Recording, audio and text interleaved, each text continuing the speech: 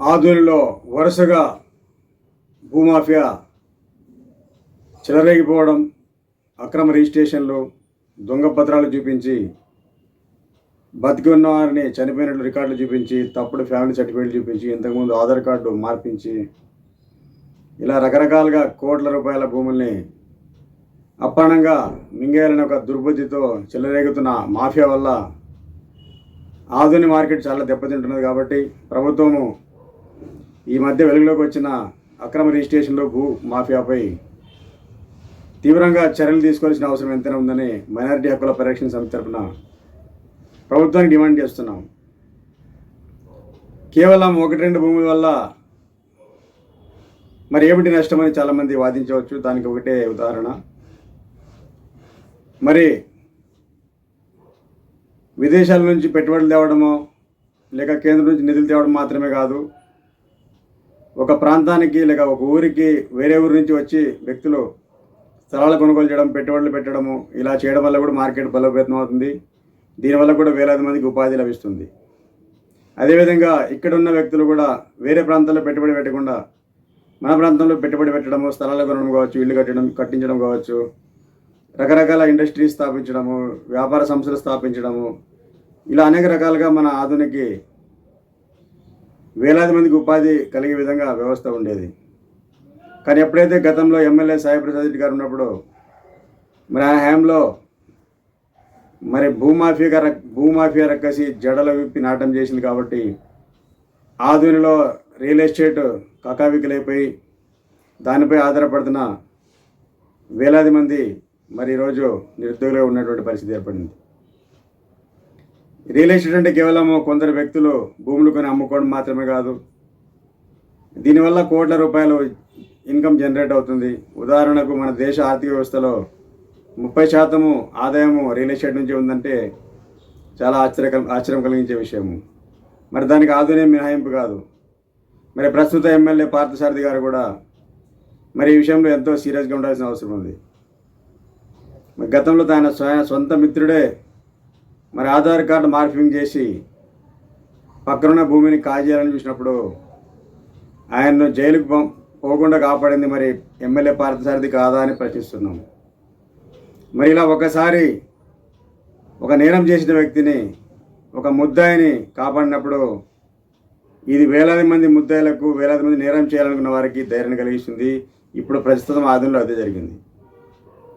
2 నెలల క్రితం ఆయన తన మిత్రుడిని, డాక్టర్ని ఈ యొక్క భూ కబ్జా కేసు నుండి తప్పించడానికి ఆయన జైలుకు వెళ్లకుండా కాపాడి బెయిల్ వచ్చేలా చేసి మరి ఎమ్మెల్యే పార్థసారథి గారు ఆధుని వ్యాపారానికి తీరని ద్రోహం చేశారు. మరోపక్క మరి అదే అదనుగా మరి దీని వెనుక ఎవరున్నారో తెలియదు. మరి కూటమిలో ఎవరైనా నాయకులు ఉన్నారా లేక ఇంకెవరైనా చేస్తున్నారనేది విచారణ ద్వారా తెలిసే విషయం. ఏది ఏమైనప్పటికీ ఆధునికి జనగణన నష్టము గత ఎమ్మెల్యే సాయి ప్రసాద్ రెడ్డి గారు చేశారు, అదే నష్టము ప్రస్తుత ఆధుని ఎమ్మెల్యే పార్థసారథి గారు చేస్తున్నట్టు కనపడుతుంది.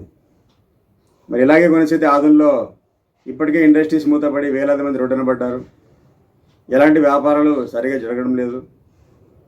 మరి ఇలాంటి పరిస్థితుల్లో ఈ భూమాఫియా రెచ్చిపోవడం వల్ల ఏదో కొందరు నాయకులకి ఆదాయం కలగొచ్చు, కానీ వేలాది మంది ఆధుని ప్రజలు, చుట్టుపక్కల ఆధునిని నమ్ముకొని బతుకుతున్న వేలాది మంది గ్రామీణ ప్రజలు కూడా ఈరోజు నిరుద్యోగం వల్ల ఊర్లో వదిలే పరిస్థితి ఏర్పడింది.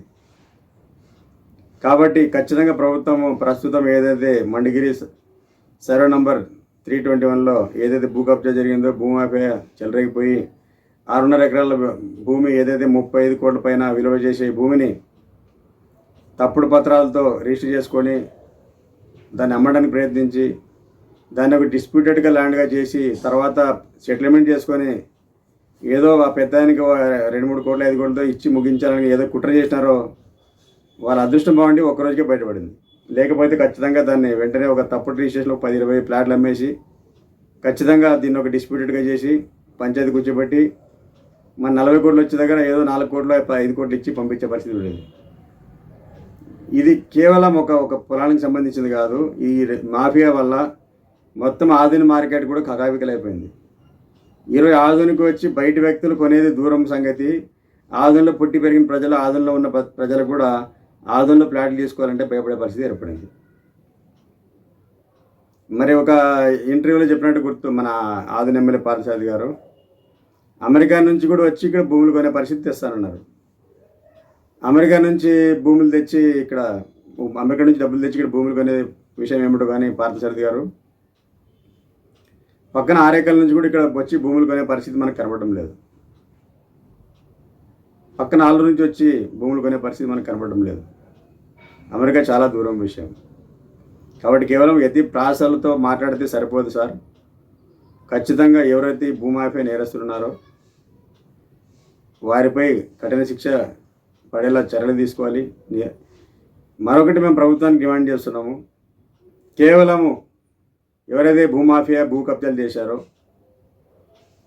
ఎవరైతే దీని వెనక అధికారులు ఉన్నారో వాళ్ళు మాత్రమే కాకుండా ఏదో వాళ్ళని శిక్షిస్తే సరిపోదు కాదు, దీని వెనక తతంగం. ఎందుకంటే ఇక్కడ నంద్యాల నుంచి ఎమ్మెగనూరు నుంచి వచ్చి ఆదులో భూమాఫియా నడిపంటే ఇక్కడ ఒక నాయకుని సపోర్ట్ లేకుండా జరిగింది అనేది ఎవరు చిన్నపిల్లలు కూడా ఒప్పుకునే పరిస్థితి లేదు.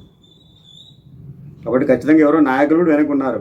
ఆ నాయకులు ఎవరు, ఆ బడాబాబులు ఎవరు, ఆ భూపాకాసులు ఎవరు, రాక్షసులు ఎవరు, వాళ్ళ ఎవరైతే ఇప్పుడు పట్టుబడ్డారో జైల్లో ఉన్నారో మిగతా వాళ్ళు పట్టుబడతారో వాళ్ళ కాల్ డేటా ప్రకారము వారి మీటింగ్స్ ఎక్కడ జరిగినాయో మొత్తం డీటెయిల్ తీసి దీని వెనుకున్న భూపాకాసులు ఏదైతే ఆధున మార్కెట్ను పాడులేపుతున్నారో ఆ భూపాకాసులు ఆ నాయకులను కూడా పట్టుకొని జైల్లో వేస్తేనే ఆధుని బాగుపడుతుంది.